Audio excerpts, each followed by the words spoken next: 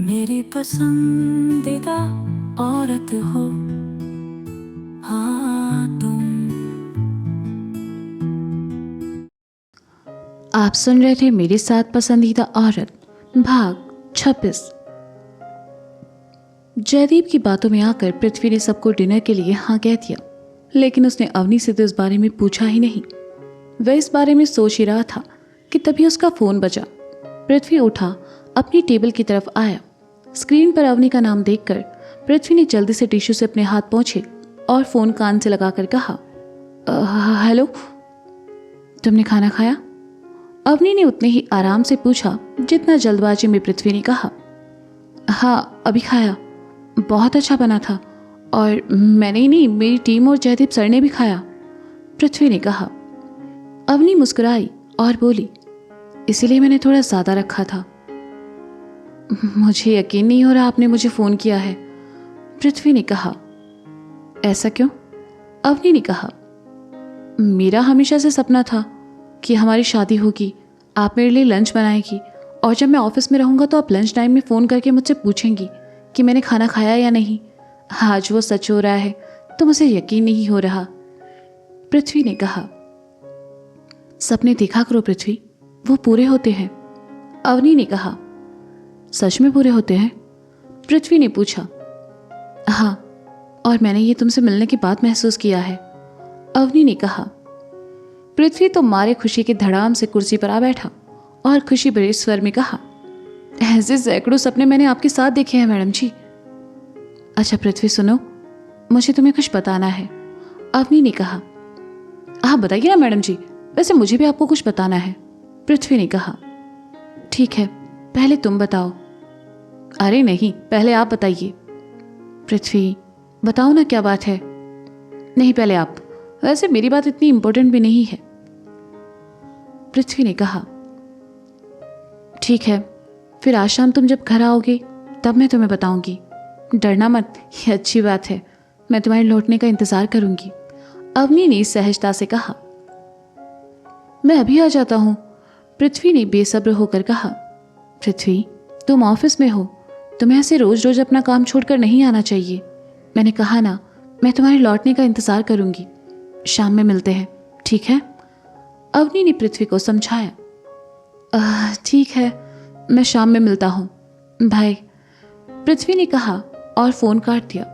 उसने अपने फोन को रखा और फिर गर्दन पीछे झुकाकर बच्चों की तरह मचलते हुए कहा, अब ये शाम कब होगी? तुम आजकल कुछ ज्यादा ही बातें करने लगे हो, तुम ठीक हो ना?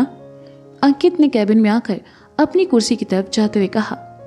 पृथ्वी उठा और कहा, हाँ मैं बिल्कुल ठीक हूँ, मुझे क्या हुआ है?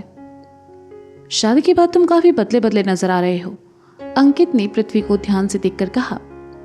हाँ, ऐसा क्या देखा तुमने? पृथ्वी ने कहा। तो फिर तुम्हारे कान लाल क्यों हैं?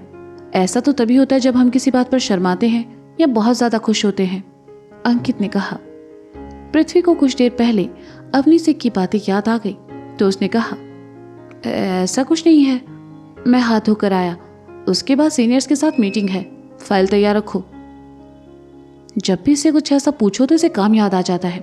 पर कुछ भी कहो पृथ्वी, धीरे धीरे बदल तो रहे हो तुम, पर यह बदलाव अच्छा लग रहा है तुम पर, ऐसे ही खुश रहो। पृथ्वी को जाते देखकर अंकित बड़बड़ाया और फिर अपने काम में बिजी हो गया।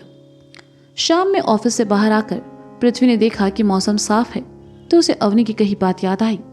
उसने आसमान की तरफ देखा और कहा, मैंने उसे कहा है कि आज शाम बारिश होगी, लेकिन ये क्या, आज आपने मौसम साफ रखा है। सुबह तो आप बरसने के मूड में थे, अब क्या हुआ? मेरी खुशी देखी नहीं जा रही ना आपसे? हाँ, आपको लग रहा होगा कि बारिश होगी तो मुझे अवनी के साथ अच्छा वक्त बिताने का मौका मिलेगा, मेरे वो छोटे छोटे क्यूट सपने पूरे हो जाएंगे जो मैंने देखे हैं। हाँ तो ऐसा ही है, मैं चाहता हूँ कि आज शाम बारिश हो और मैं उसे लेकर बाहर जाऊं, बारिश से जुड़ा उसका हर डर दूर कर दूं हमेशा के लिए, जो उसे हर बार तकलीफ देता है। इतना तो कर सकते हैं ना आप? मेरे लिए ना सही, मेरी मैडम जी के लिए कर दीजिए, आखिर वो आपको इतना मानती जो है। पृथ्वी आसमान की तरफ देखते हुए ये सब बातें कर रहा था कि जयदीप ने आकर उसका कंधा थपथपाया। पृथ्वी की तंद्रा टूटी और उसने जयदीप की तरफ देखा तो जयदीप ने कहा, ये आसमान में देखकर किससे बातें कर रहे हो तुम? किसी से भी नहीं, पृथ्वी ने कहा। हाँ, अभी मैंने सुना तुम कुछ बकबक कर रहे थे। कभी कभी तुम सच में बहुत अजीब लगते हो पृथ्वी।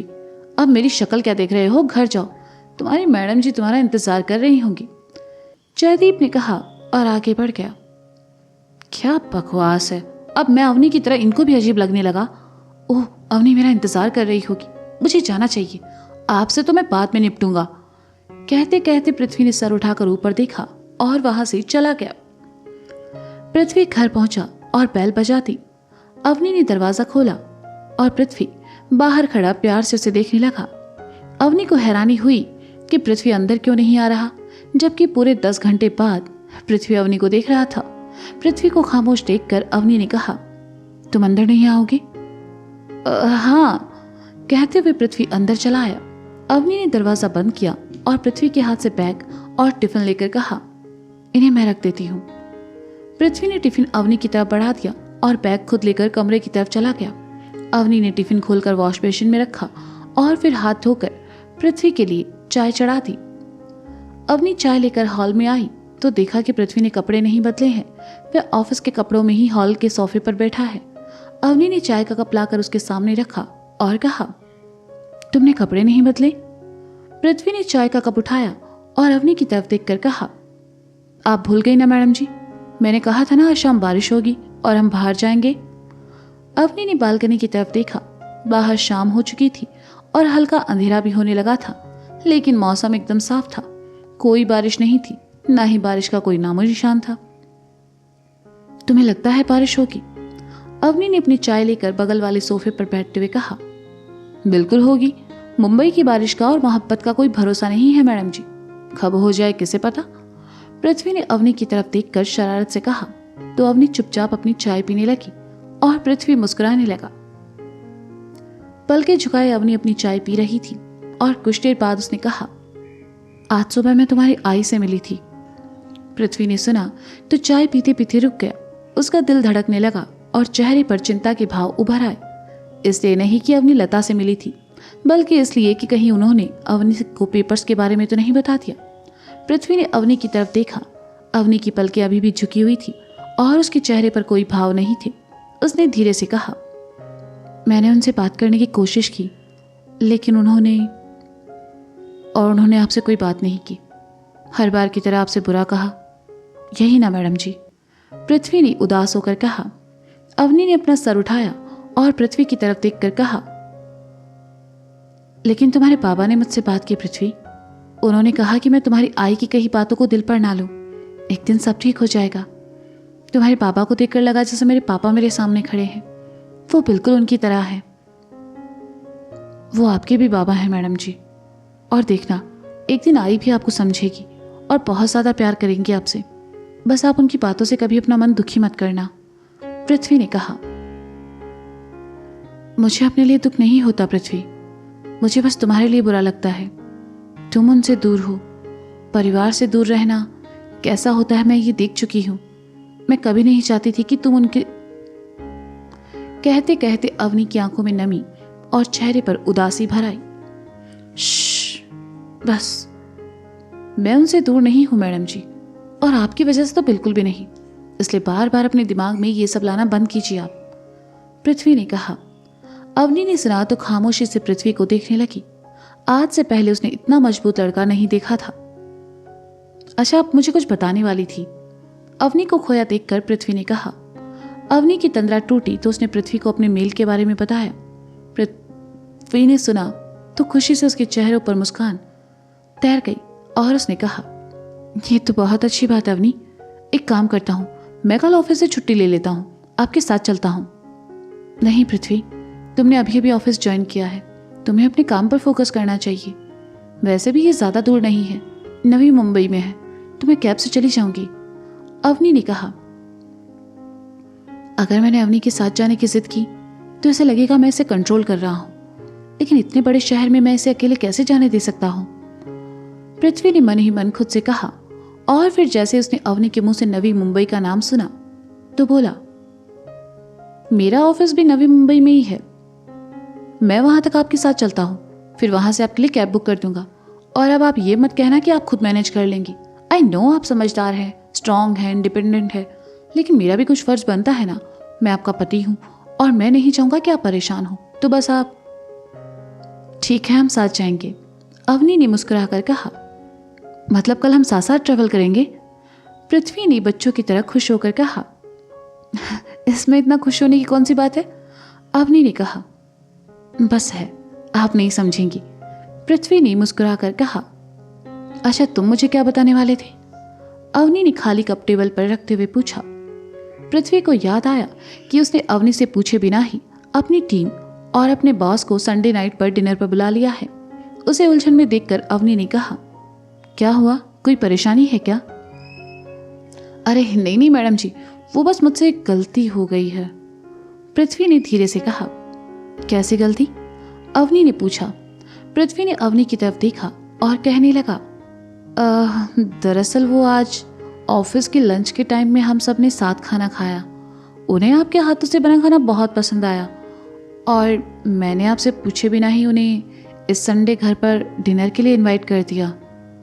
अवनी ने सुना तो मुस्कुराकर कहा, पर इसमें गलत क्या है पृथ्वी, तुम उन्हें बुला सकते हो।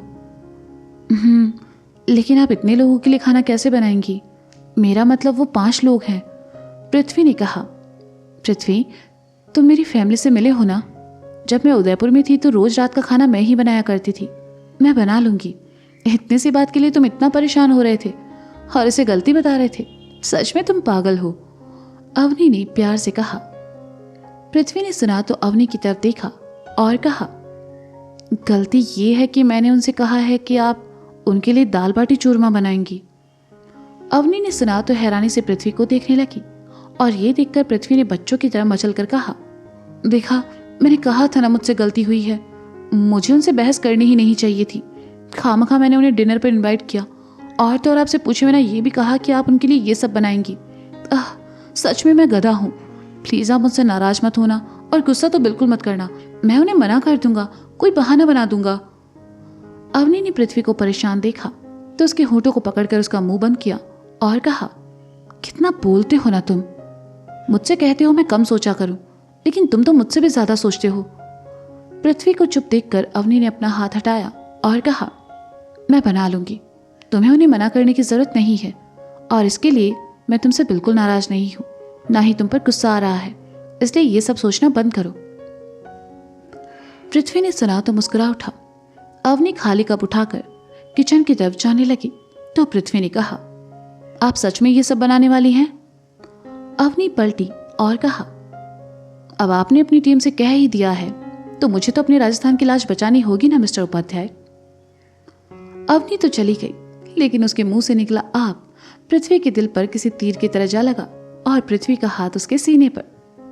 तो दोस्तों, ये था पसंदीदा औरत भाग 26। इसका अगला भाग आप जल्द ही सुनेंगे मेरे साथ। तब तक के लिए शुक्रिया, बाय बाय, अपना ख्याल रखिए और हाँ, सुनते रहें पसंदीदा औरत सीजन 2 मेरे साथ।